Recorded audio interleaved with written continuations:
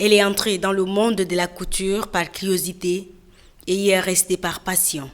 Sinon, rien n'est prédestiné à Kassamba Kaltouma, secrétaire de formation, à devenir couturière.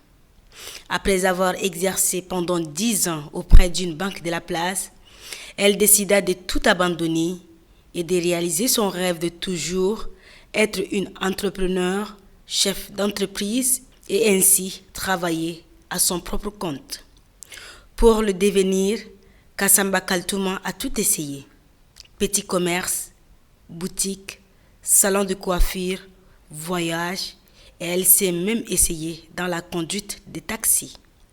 Et ce n'est qu'à partir de 40 ans qu'elle commence à s'intéresser à la couture.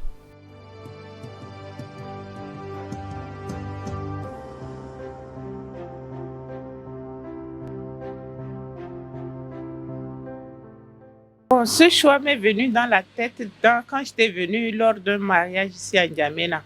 Je devais m'habiller. J'étais allée chez une couturière. J'ai essayé de faire un peu le tour de la ville. J'ai vu que partout, il y a des couturières et des tailleurs qui font plus dans la couture féminine. Mais je n'ai pas vu beaucoup des tailleurs qui font la couture masculine. À part les djalabias, les kaftani, tout ça, je ne vois pas beaucoup. Et c'est là ce qui m'a poussé à m'orienter vers la couture masculine. J'ai dit, mais tiens, ça c'est une option. Il faut que je saisisse cette occasion pour la faire. Moi, quand je fais quelque chose, je fais avec passion. Quand je décide, je dis, je vais faire, je le fais. Et bien. Autodidacte, elle nous confie qu'étant petite, sa maman l'initiait à faire les oulés. L'avènement de l'Internet a été une occasion pour Kassamba Kaltouma de se perfectionner. Elle a réussi à affiner son talent de couturière grâce aux tutoriels et autres recherches qu'elle trouvait sur le web. Depuis une dizaine d'années déjà, Kaltouma gère son atelier spécialisé dans la couture des chemises et pantalons pour hommes. Pétrie de connaissances et d'expériences dans le domaine de la couture, elle ouvre sa boutique appelée Kaka Couture Design. Très appréciée par ses employés et élèves qu'elle forme dans son atelier de couture, Kassamba Kaltouma privilégie le travail bien fait et la rigueur, comme en témoignent ses employés et élèves. Elle est toujours droite, elle aime seulement les choses normales. Si seulement tu arrives à faire ce qu'elle te demande, là, il n'y a pas de problème. Mais dans le cas contraire, c'est ça. Bon, je la trouve super. On travaille, il n'y a pas de problème. Tout travail, s'il y a la sincérité, c'est là où le travail marche. Il faut d'abord la rigueur. En plus, la sincérité dans le travail, ça marche. Donc, je trouve que c'est normal. Rien de négatif. Je dirais que elle est sur le rythme de bon fonctionnement. Je ne vois aucun effet négatif là. Surpris de la voir assise devant la machine et enthousiaste dans l'accomplissement de son travail, ses clients ne manquent pas de vanter sa détermination et son engagement. L'habit que je porte remonte à 14 ans. Et cet habit fait partie de l'histoire de ses débuts. Je suis l'un des rares témoins, clients fidèles de cette dame, qui aime son travail avec, je dirais, une passion. Ses débuts, c'est quoi? Elle l'a fait corps et âme avec une très grande volonté. Et la preuve, 14 ans après, je continue à lui être fidèle.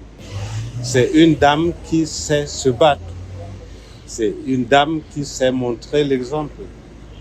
Et au-delà de ce message, ce sera aussi un appel vibrant aux autorités compétentes. Parce que si on pouvait soutenir une telle dame, elle pouvait développer ses activités et pourquoi pas impulser le développement en recrutant d'autres personnes. Madame, je l'ai connue il y a cela 2 ans. Et depuis que je l'ai connue, toutes mes chemises, mes pantalons, je couche chez elle. Et je suis vraiment satisfait de ce qu'elle me fait. Donc la chemise que vous voyez actuellement, c'est elle-même qui m'a cousu. Donc depuis que j'ai découvert chez elle, c'est ici que je vais coudre mes habits. Non, on n'a pas eu de contrainte parce qu'à la base, tout est déjà dit. Parce qu'elle te donne un rendez-vous, et puis après ce rendez-vous, tu viens prendre ta chemise ou bien ton pantalon. Donc il n'y a pas de contrainte à mon avis. Chez moi en tout cas, je n'ai pas constaté ça. Tout ce que moi je peux lui dire, c'est de faire davantage parce qu'on est dans un monde concurrentiel. Donc elle doit beaucoup s'y mettre. Et puis je demande aussi aux autres de venir découvrir. Parce que moi je suis satisfait, j'ai amené d'autres qui sont satisfaits. Pourquoi pas eux? Ils sont de consommer local.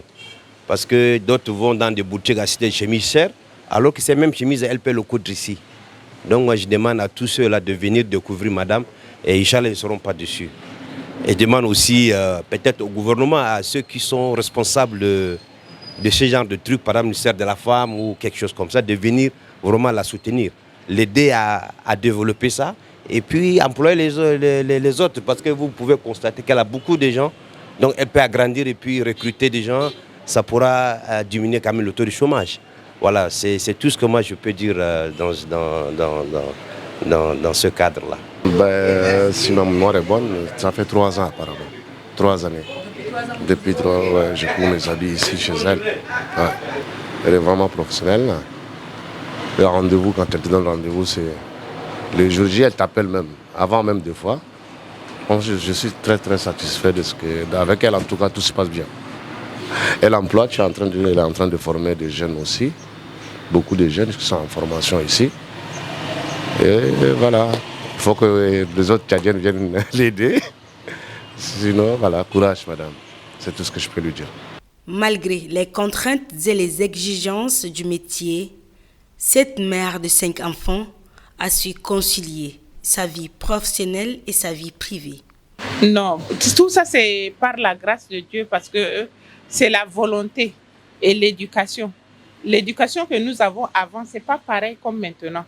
Donc, c'est pour cela que j'essaie de faire les 3 à la fois sans problème. Je me lève chaque jour que Dieu a créé à 5 heures du matin. Je m'occupe d'abord de mon ménage. Je viens ensuite, je m'apprête pour le travail. Je viens ensuite au boulot. Je finis le boulot et quand je repars à 17h00, quel que soit ce que je dois faire, je laisse pour aller faire le marché et je pars faire ma cuisine tranquillement. Et ce que je mange le soir, je laisse le reste sur le chauffe à midi pour monsieur. 5 enfants, mais ils sont tous partis. La dernière a plus de 20 ans déjà. Donc, je n'ai pas de petits-enfants à la maison. Donc, le gros bébé, ce n'est que lui. De la même manière qu'elle s'est battue pour s'effrayer son chemin, Kassamba Kaltoumon encourage ses enfants à suivre sa voie, s'autonomiser pour leur survie. Malheureusement, ici au Tchad, les gens ne s'impliquent pas beaucoup. Bon, je voulais parler de l'entrepreneuriat parce que ici au Tchad, les autorités ne s'impliquent pas beaucoup dans ils ne parrainent pas, ils n'encouragent pas dans le partenariat. Et ce que je fais ici, si ils s'intéressent, ils peuvent m'envoyer des enfants, ils viennent, je vais les former, tout ça. Le seul problème que j'ai ici, on dit que je suis trop stricte. Oui, parce que la ponctualité, et je suis trop stricte, je suis trop sévère dans mon travail. Parce que je ne blague pas avec mon travail. La personne qui doit venir ici travailler, il sait ce qu'il est venu chercher, mais pas pour venir blaguer. Or, les Tchadiens sont habitués à la facilité. Les jeunes ne veulent pas du tout travailler ce dernier temps. Chacun là, il compte sur son père, sur son oncle, sur son cousin, sur sa tante. Il mange tranquillement, il dort tranquillement. Mais ils ne comprennent pas que la vie devient de plus en plus dure. Donc, au lieu de chercher à s'occuper, non. Ils veulent la facilité, tout ça.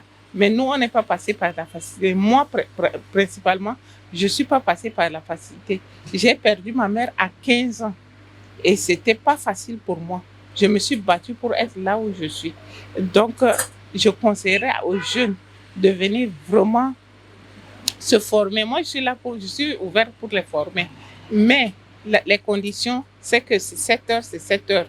8 heures, c'est 8 heures. 17 heures, c'est 17 heures. C'est pas que tu vas venir ici pour blaguer, non. Et les affaires de téléphone, tout ça là, je te dis, il faut d'abord classer parce que ce que tu es venu, c'est pas le téléphone. Moi, je suis prêt à former les gars. Parce que là, je suis déjà dans la 50aine. bientôt la force va me lâcher. Et si je trouve des enfants les jeunes que je peux former, demain ils vont nous remplacer. Or, eux, ils sont ici dans leur tête, c'est les bureaux, les bureaux, les bureaux, les bureaux. Donc moi, je ne comprends plus rien. C'est pas à moi de leur supplier pour venir. La personne qui veut venir, il va venir. Je vais le former. Mais il sait que quand il vient ici, il doit tout oublier. Le quartier, le téléphone, les blagues, tout ça. J'ai mes employés, ceux qui sont là, vraiment, ils me soutiennent bien et ils travaillent bien. Ils sont ponctuels et je leur dis aussi merci. Ils ont l'amour du travail.